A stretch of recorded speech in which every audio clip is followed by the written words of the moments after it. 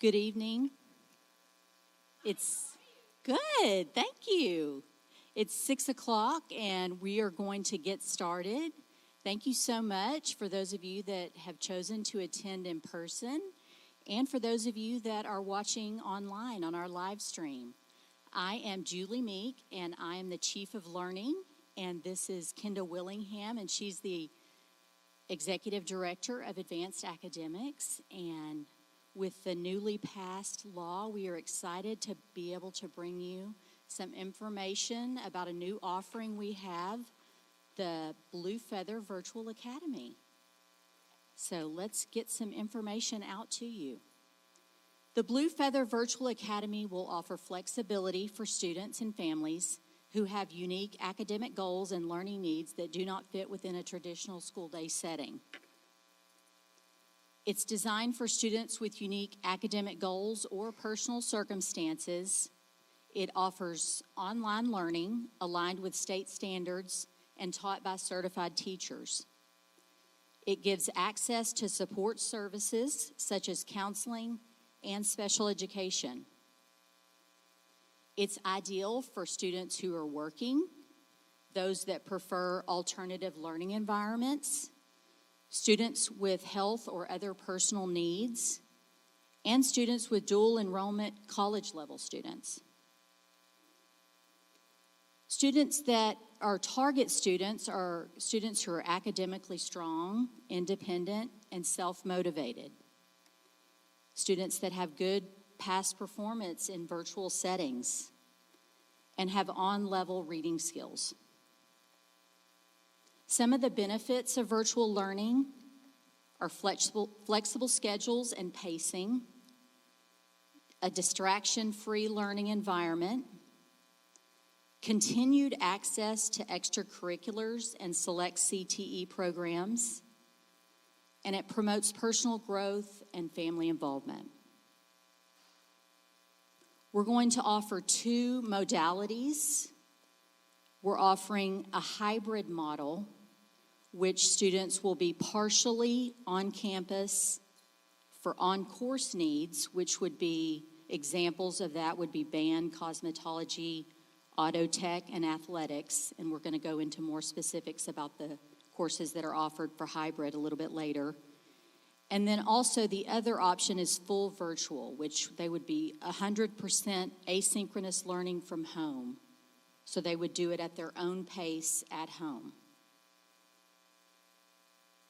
The hybrid program, students are required to attend classes on campus to participate in the following programs: athletics, cheer, drill team, band, color guard, theater, choir, cosmetology, automotive, construction management, ag mechanics, floral design, animal science, and health science.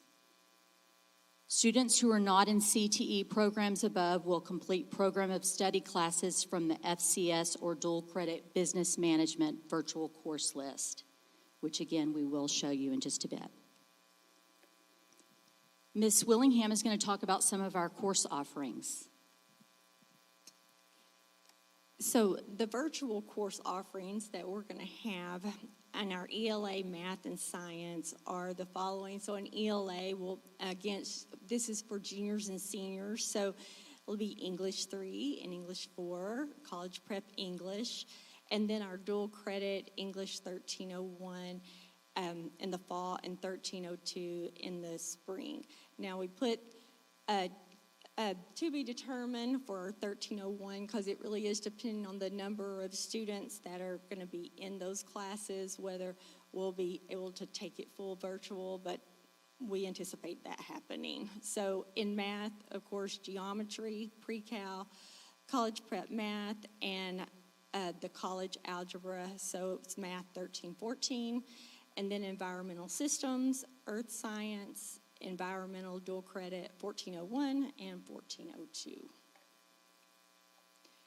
Then for social studies, the U.S. history, economics and government, And then the history dual credit classes, the economic and government classes, the federal government and the state government, and then sociology. And fine arts will be Art 1, then the dual credit art class. And then for CTE classes, and again, this is virtual classes, would be in the CTE Family and Consumer Science Program of Study. That would be Intro to Human Services, Entrepreneurship, Human Growth and Development, Family and Community Services. And then Psych 2301 and 2314 fall underneath that program of study, and so does the Business 1307. And then just a general elective would be Humanities 1301, and those are dual credit classes. And then the business management class, again, these dual credit classes that are the CTE dual credit. You do not have to have a TSI score for a passing score for, so any student could take those classes. Those would be 1307, 1327, 1341, 2301, 2309, and that HARPO, that's another business class of 2307. So I wanted to make this is just a sample schedule of like a hybrid student. So I just came up with like a band student that is in auto too. So a sample schedule would be, say, band were first period. So they would come to school for band, then leave campus and go do their virtual classes, because I know that's what they're going to do, from 10 to 12:15, and then they would have a check-in with their virtual teacher from 12:15 to 12:30, and then they would come back on campus from 1 to 2:48, if that's when the class was, and then they would do the rest of their virtual learning at home from 3:15 to 6:15. I just scheduled in 5 hours of virtual. It would take more for some, less for others. Again, this is going to be a self-pace and for each kid.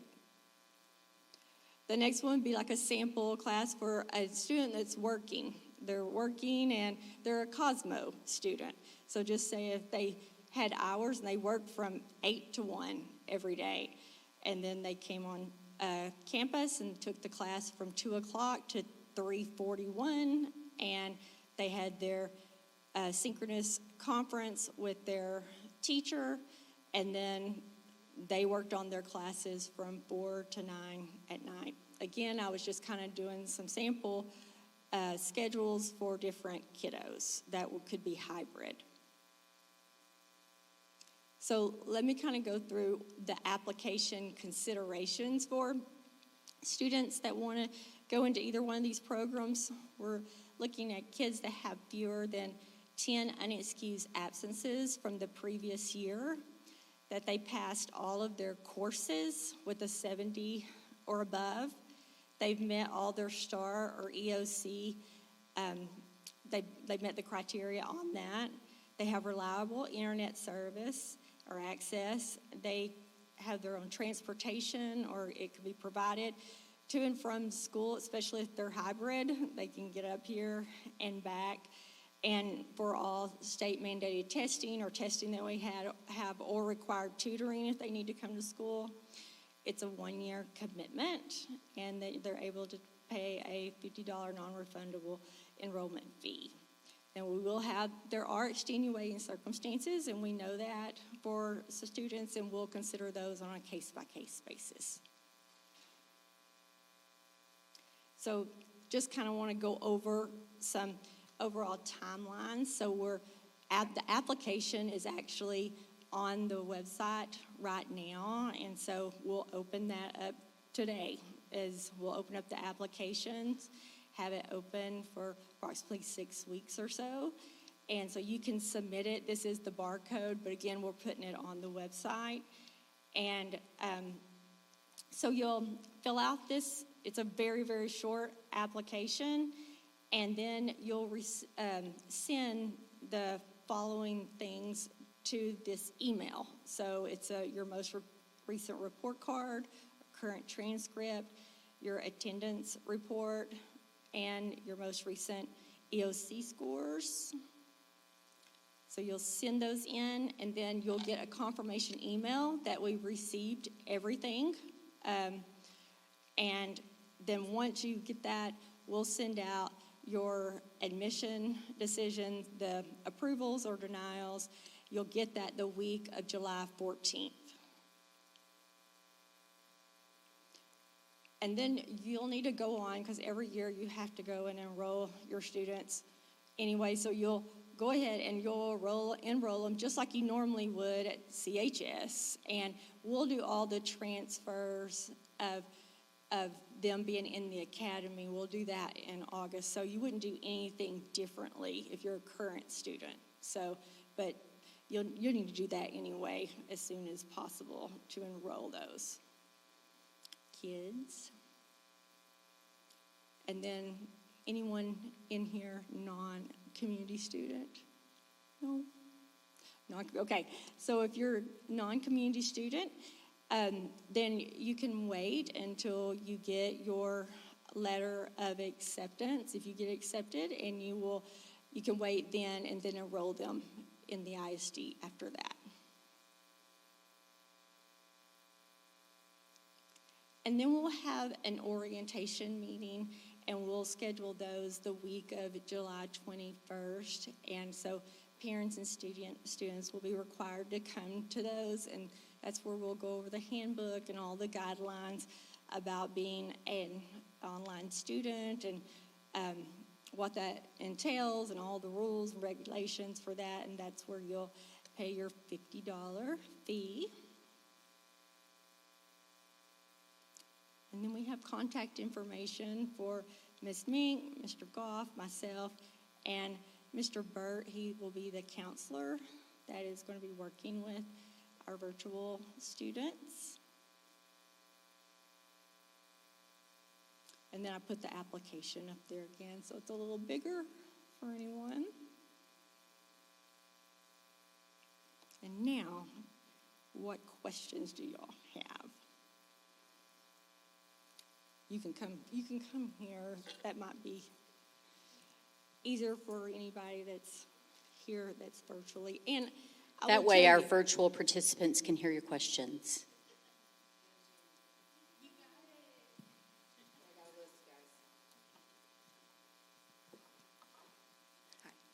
Let me first say, Jamie,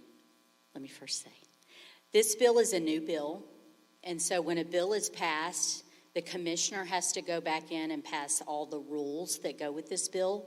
So we will answer all the questions that we know so far, but there are some pieces that we don't know yet. Okay. And as soon as we know them, we'll get the answers to you. Okay, so I'm not sure if I read this or my student was under the impression, but at some point, I was under the impression that they could change their mind every 9 weeks. So if they started in this program and then after 9 weeks it wasn't working out, they could come back to full in-learning. Is that accurate or inaccurate? It said 1 year commitment, so I wanted to clarify that. That is inaccurate. They have to make a commitment to it. Okay, then I don't think the rest of mine will apply, but I'm going to ask because I know other people have. Are these NCAA approved classes? Will they transfer as the credit they are meant to be and not a credit as an elective? We're going to make sure that they are, because we're going to make sure they meet all the guidelines for that. That's one thing that they all meet all the guidelines for that. At all levels, because I know D1 and D2 schools are different. Yeah. And when will you know that? Because if that would need to be something we'd want to know prior to enrolling. Absolutely. Okay. My next question was, when does the decision have to be made by? So the end of that, you have until July. I think it said 14. 14. Yes. Okay. Yes. That one is irrelevant. Is this only for regular classes and not honors classes? Because I noticed the schedule it didn't list whether or not they were honors. Right. We don't have any honors classes right now. Okay. That's all my questions. Thanks so much. Would you email those to us, Yes. Jamie? Do you mind? Because we are going to create a FAQ document to put on that website that we've created. And as we get answers to those things, we'll post them there. And that will make me make sure everything fits all those in NCAA.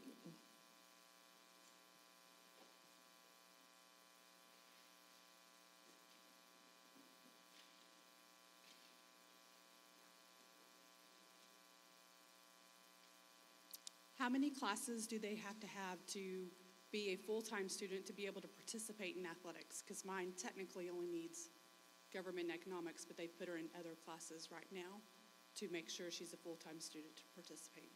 So they have to be four. Four. That's including athletics. That's including athletics, so, okay. Yeah.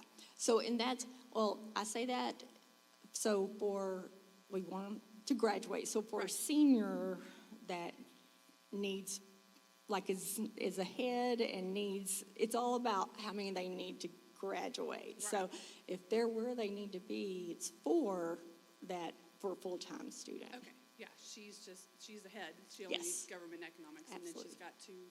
got 4 dual credit classes for the EKG program. How will that work with the EKG program? Will she come in class Yes. for that? Okay. Yes.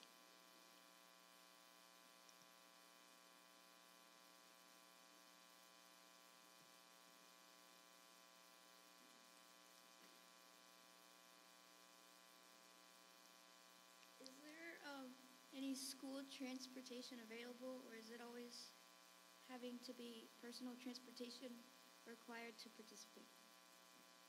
Unfortunately, we won't be able to provide transportation at this time. You do have to provide your own transportation to and from.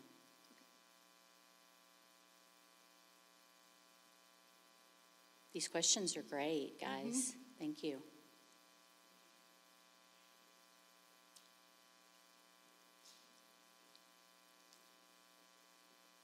Are students in the virtual academy still allowed to attend prom and other school events? Yes. And if someone's getting an associate's degree, is that still on track through the program? If what? If someone's receiving an associate's degree, they still do that? Absolutely. Thank you. Yes.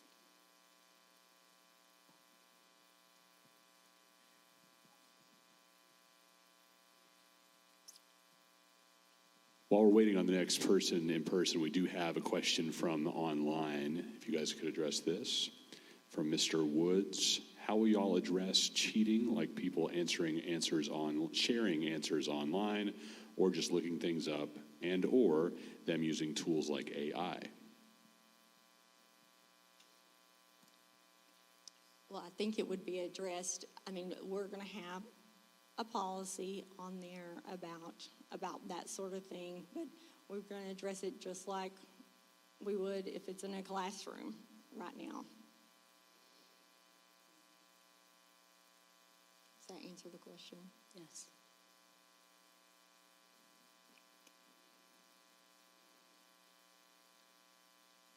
My question is regarding transcripts. If students are outside of Community ISD, let's say if they're a homeschool student or if they're coming from private school, how are their transcripts going to be evaluated, and will they get 100% credit for what they've already done, or is only a certain percentage of what they've done going to be accepted? We will, of course, look at our board policy on that and have to work together, probably in communication with you, and talk about the things that she's done outside of being in public school and work within the policy that we have in place. Okay, so with that being said, we're saying juniors and seniors. So how many credit hours are we saying are being used to classify a junior and classified as a senior? Is it 14 or more, 16 or more? Mr. Goff, how many hours do they need to be a junior? They should have 14 credit hours if they have not failed any classes. And so I think that's one of the requirements is they have had to have passed all their previous classes, so they would need 14 credits. Okay. Thank you. And you all also mentioned part-time versus full-time enrollment, or will everybody be considered a full-time student? Everybody will be considered full-time. Okay, all righty. And you mentioned self-paced. Self-paced meaning it starts the first day of school and they have to be finished by the last day of school? They can work on the weekends in between? Will they have access to their classes, the asynchronous classes, morning, noon, and night, or do they have to just be in the block schedule of the school? Because some students get ahead by getting up an hour early or working an hour late, or maybe working on Friday, Saturday, and or Sunday. Well, I think the plan is going to be they can work on it anytime. Now, we are going to pace the kids out so that they're, depending on if they're trying to graduate early, and so we're going to work with them, but we are going to pace them out so they're not getting through with a class unless they're trying to graduate early in a month or 2 months or something like. We'll pace them out in a semester or the year or something like that. So as far as them working on it, they can work on the content anytime throughout the day. But they will have like a little pacing schedule. Yes. But if they have decided that they want to graduate early and they can handle the academic Then we can rigor, pace. We can they set can that their up pace. Okay. for that. Yes. Alrighty, okay. And then I guess for the students that are going to do the total 100% online virtual, would that just be all asynchronous, or would it be a combination of synchronous and asynchronous? Right now, it will be total asynchronous. Okay, alrighty. And what learning platform are we using? What curriculum? What management system? Ingenuity. Ingenuity, okay, great. Okay, that's all I have. Thank you. One thing that your question sparked in my mind that I did want to share, one of the pieces that we're waiting on from the commissioner is how we will track attendance per se.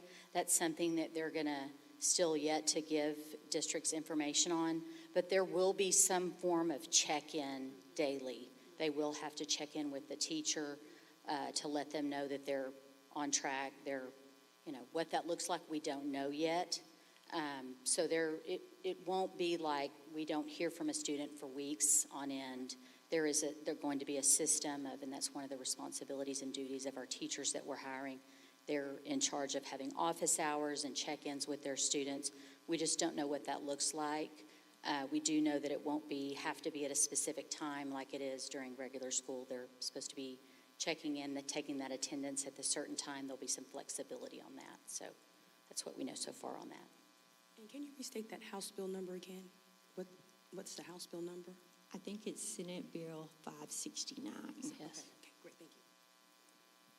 We have a couple more from online. Ms. Meyer asking, will there be associate degree classes online as well? Yes, sir.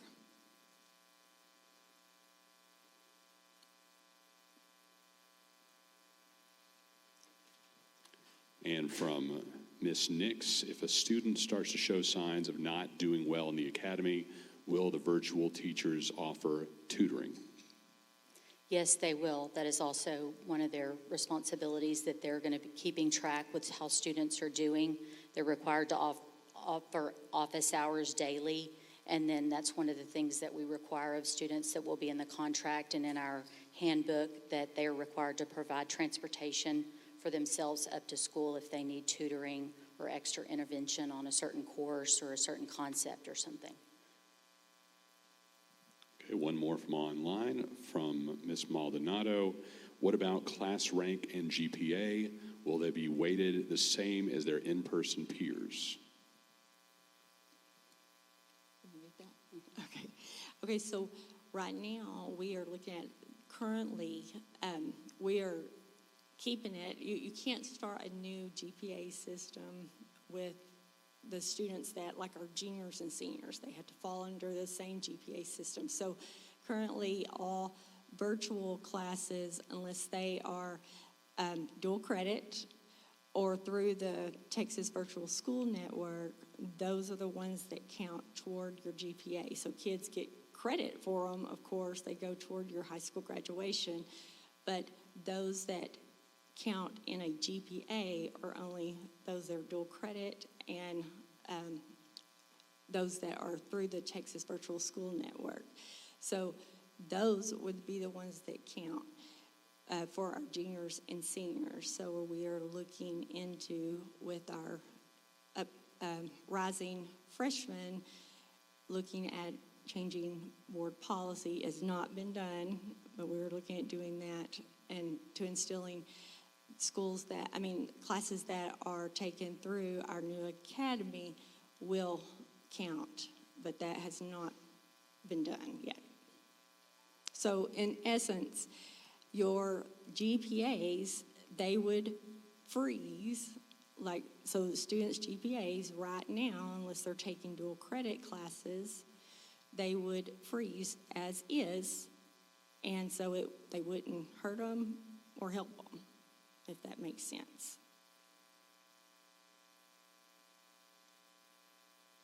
That is all the questions from online for now. Any other questions?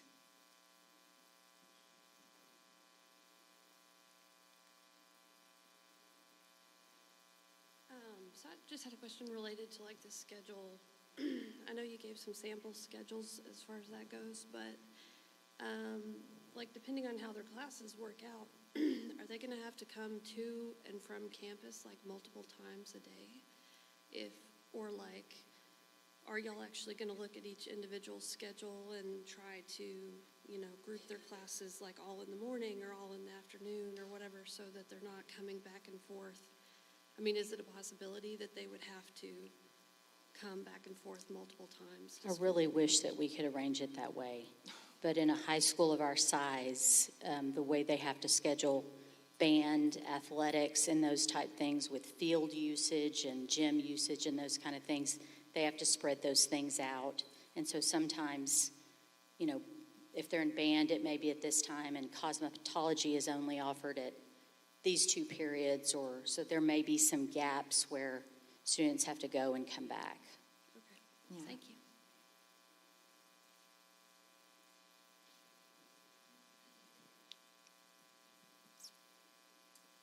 So I saw that it was open to students in the district and out of the district. Mm-hmm. How does that work with sports UIL rules? Well, and that is still a big question we have heard, and this is just heard, and that they are able to participate from out of district, but I haven't seen anything on that. So, but that's what we've heard so far. So we're waiting for more clarification on that. Okay. And then I didn't really understand the GPA thing. So I know I heard you say it would freeze, but so the classes like English, history, those sort of things won't improve their grade as they become seniors and graduate? Right. So right now if they're a junior and say they have a 3.4, and they take your regular English 4 through the virtual classes, they will get credit and everything like that, but their GPA, it won't, like say if they get a 90 on it, it won't add to their GPA. It won't help it or hurt it. It would stay at that 3.4. Okay. Okay. That Yeah. makes sense. Okay. Unless it's dual credit. Oh, unless it's dual credit. Yes. Okay. Yes. Thank you. Question from Miss Money online. If a student has been approved to graduate early, is this available to them as well? Yes. Yes. If they're going to be a junior or senior, yes.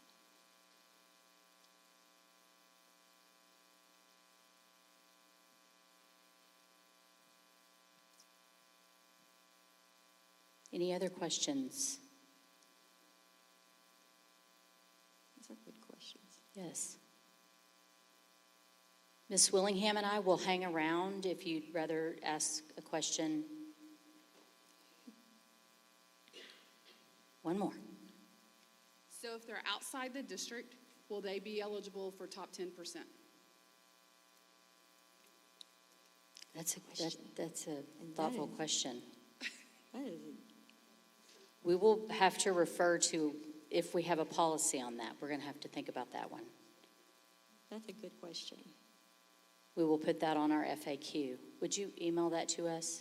Thank you.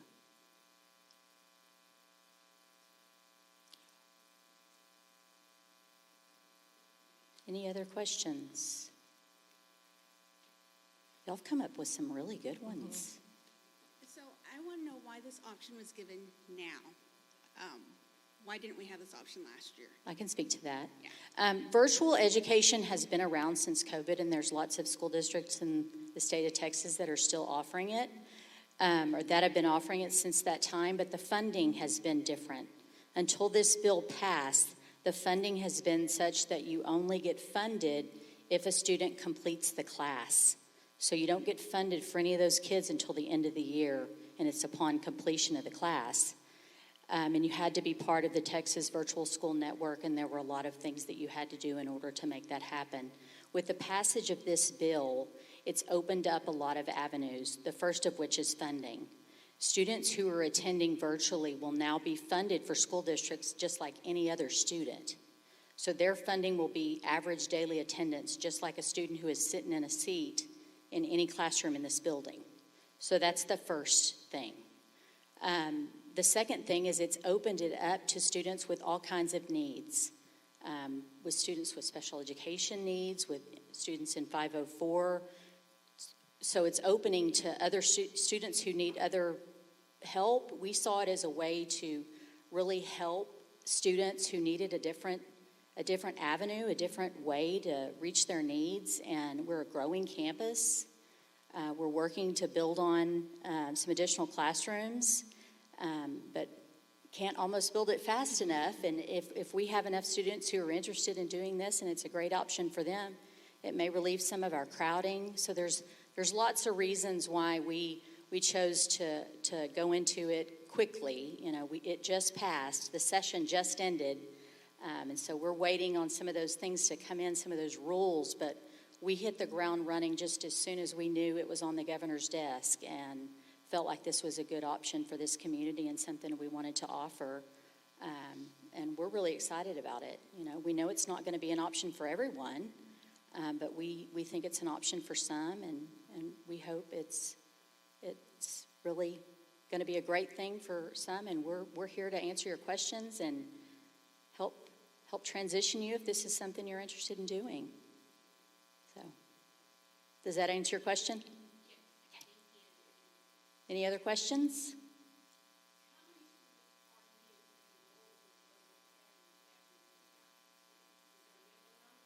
No, we're going to roll it out no matter what. We're going to roll it out no matter what.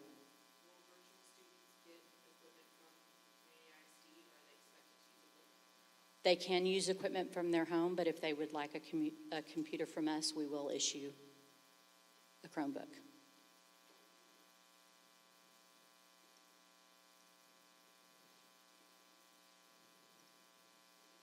The other thing, if you think about it, when we offer it to students, you know, outside of the district, it's a possible form of revenue for the district. So you think about if you've done any reading about the other virtual academies in the state of Texas, there's one in Hallsville. How many students do they have, Kenda? 30,000 virtual students. Is that right, Dr. Knowlton? I think it's actually 20-something, 21,000, but you multiply 21,000 by 6,000, and they are bringing in millions of dollars for their virtual academy. And there's some differences on what is allowed and what has not been allowed, and so we couldn't have entered into some of these options in the past because it was not allowed if you didn't continue straight from COVID till now. And so this new bill has opened up an opportunity for other districts to take advantage of offering virtual. And just so you guys know, we're sitting back in the booth. There's not very many people here tonight. We're very appreciative of everyone that is here in person. But we also have 30 viewers on our network, and it's been consistently between 30 and 40 all night, so people come in and out. But a good number of viewers. We do have one more question from online right now. Mr. Andrews, beyond the initial $50 application fee, will there be additional expenses for the curriculum or classroom supplies? No. That is all, $50 application fee.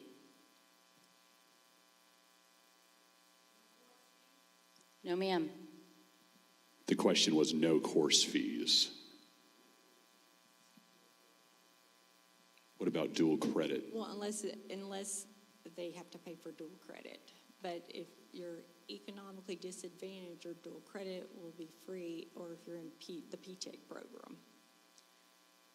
How would free lunch work with the virtual learning? You can come up and pick up a lunch, or if you're up here for the hybrid model, you can come get a lunch. Question from Ms. Nix. Will this eventually be offered to sophomores and freshmen? Yes, we will expand the program after next year. One of our neighboring districts, it's not really neighboring, but Forney ISD has been doing this for several years, and this next year they're going all the way down to 5th grade, so they'll be 5th through 12th. So Kenda has a contact in Forney, and we've been working with them and some other districts to ask lots of questions and find others who have gone down a similar path, and that's helped us to be able to get information put together quickly for you and have the ability to roll this out this August. There's a lot of districts that won't be able to get this turned around as quickly as we have, and we're thankful to be able to do that and offer that for our families. So, any other questions? All right, we will hang around afterwards. If you've got other questions, we're happy to answer those for you.